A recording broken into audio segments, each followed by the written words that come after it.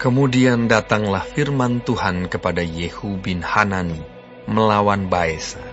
Bunyinya, oleh karena engkau telah kutinggikan dari debu, dan kuangkat menjadi raja atas umatku Israel, tetapi engkau telah hidup seperti Yerobeam, dan telah menyuruh umatku Israel berdosa, sehingga mereka menimbulkan sakit hatiku dengan dosa mereka. Maka sesungguhnya aku akan menyapu bersih Baesa dan keluarganya. Kemudian aku akan membuat keluargamu seperti keluarga Yerobeam bin Nebat. Siapa yang mati daripada Baesa di kota akan dimakan anjing, dan yang mati daripadanya di padang akan dimakan burung yang di udara. Selebihnya dari riwayat Baesa dan apa yang dilakukannya dan kepahlawanannya, bukankah semuanya itu tertulis dalam kitab sejarah raja-raja Israel?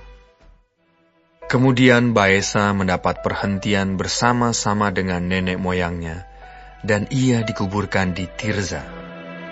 Maka Ela, anaknya, menjadi raja menggantikan dia.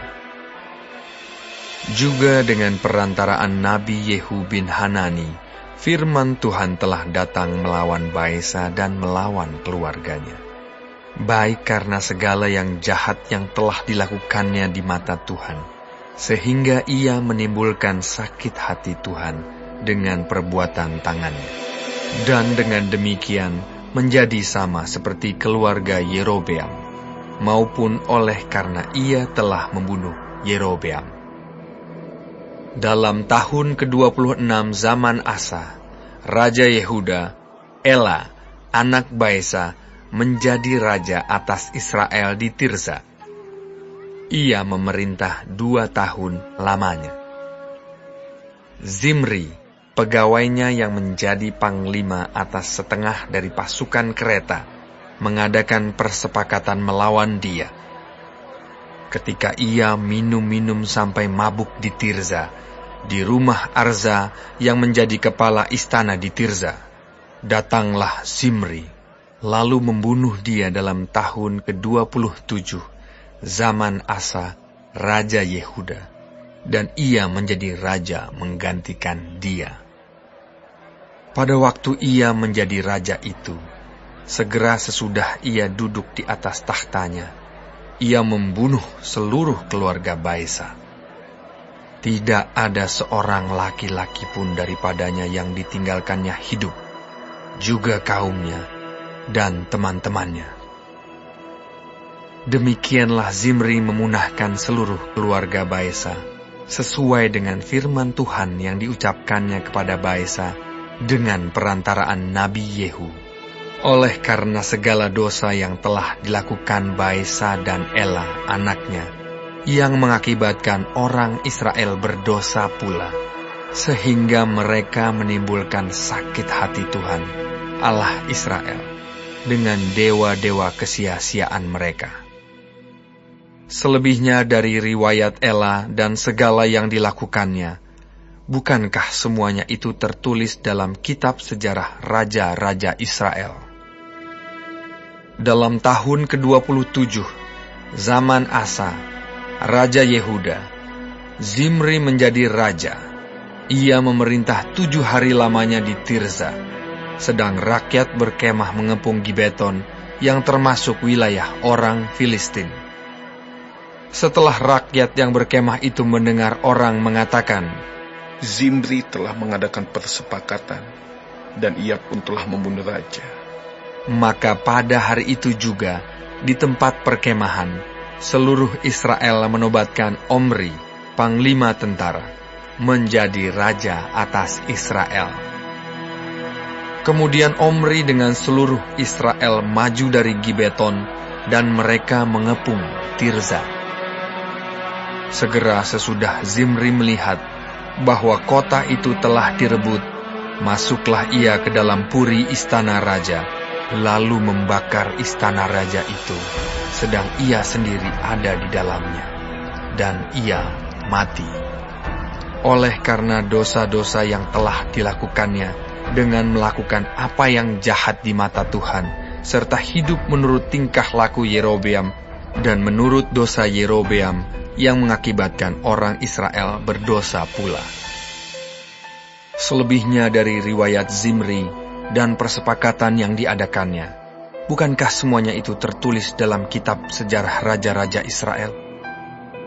Pada waktu itu bangsa Israel terbagi dua. Sebagian dari bangsa itu mengikuti Tibni bin Ginat dan bermaksud mengangkat dia menjadi raja, dan sebagian lagi mengikuti Omri. Tetapi rakyat yang mengikuti Omri lebih kuat daripada rakyat yang mengikuti Tibni bin Ginat. Sesudah Tibni mati, maka Omri menjadi raja.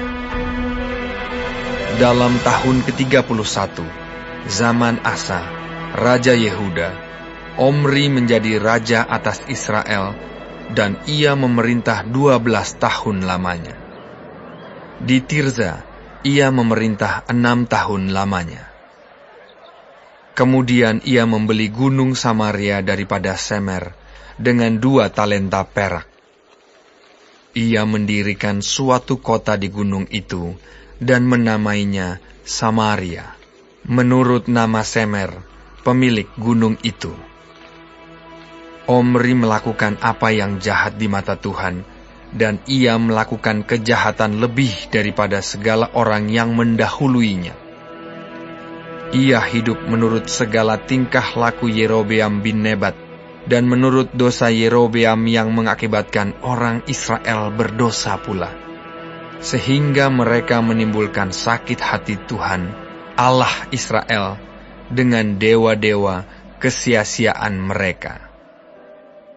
Selebihnya dari riwayat Omri, apa yang dilakukannya dan kepahlawanannya, bukankah semuanya itu tertulis dalam kitab sejarah raja-raja Israel?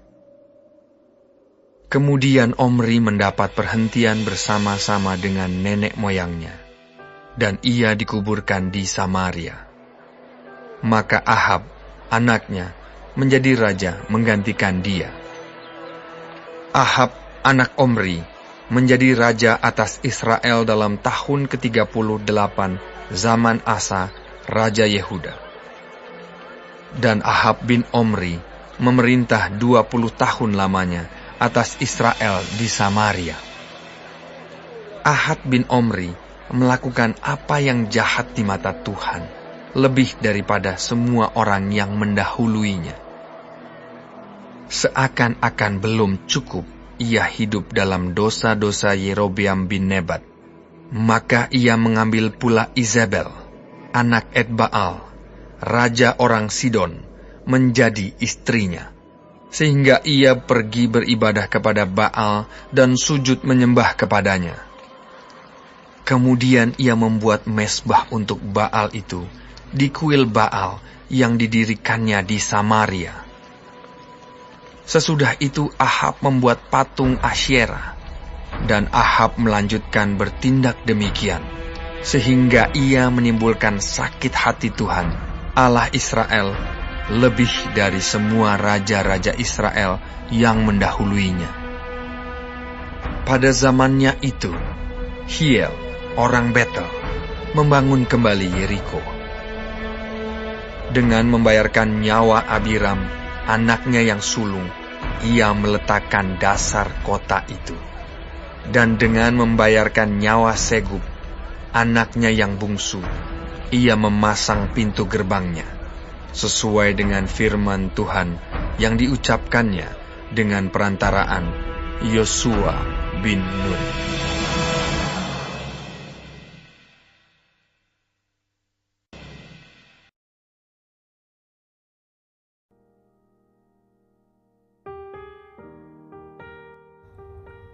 Shalom, saudara-saudaraku yang kekasih di dalam Tuhan Yesus Kristus. Puji Tuhan kalau kita masih diberi kesempatan hidup hari ini dan dapat mempelajari firman Tuhan, panduan dalam kehidupan kita, Dari kitab 1 Raja-Raja pasal ke-16. Tuhan Yesus memberkati. Saudara, Raja Baesa sudah berhasil menggulingkan Nadab dan menghancurkan dinasti Yerobeam. Tetapi ternyata tidak lama kemudian Raja Baesa melakukan perbuatan yang dicatat jahat di mata Tuhan. Ia hidup menurut tingkah laku Yerobeam, sehingga mengakibatkan orang Israel jatuh di dalam dosa. Lalu Tuhan mengirimkan Nabi Yehu bin Hanani untuk menubuatkan penghukuman terhadap Baesa dan keturunannya, sama persis seperti nubuat penghukuman terhadap Yerobeam dan keluarganya. Dan penghukuman dari Tuhan ini tuntas terjadi pada masa putra Baesa, yaitu Raja Ela, yang kelakuannya pun jahat persis seperti ayahnya. Jadi berulang-ulang melakukan kesalahan yang sama. Dan Tuhan itu adil. Orang berdosa pasti dihukum. Sehingga waktu Tuhan memakai kita atau siapapun juga untuk menjadi alat Tuhan, untuk hidup dan melakukan suatu tugas tanggung jawab, baiklah kita sungguh-sungguh melakukannya seperti apa yang Tuhan mau. Marilah bersikap tetap rendah hati, jangan sombong, supaya tidak jatuh dalam dosa. Selalu bertindak hormat dan taat kepada Tuhan, sebab Tuhan adil. Orang berdosa pasti dihukum, orang yang taat pasti ditolong Tuhan. Saudara, kita juga membaca mengenai Ela, Raja Simri, Raja Omri, dan Raja Ahab. Mereka semua melakukan kejahatan. Mereka tidak belajar daripada keadilan dan penghukuman Tuhan. Semasa hidup mereka tidak melakukan yang benar di mata Tuhan, tetapi melakukan yang jahat di mata Tuhan. Hidup menurut tingkah laku Yerobeam, mengakibatkan orang-orang Israel jatuh di dalam dosa. Kelakuan Ela dan Zimri dicatat menimbulkan sakit hati Tuhan.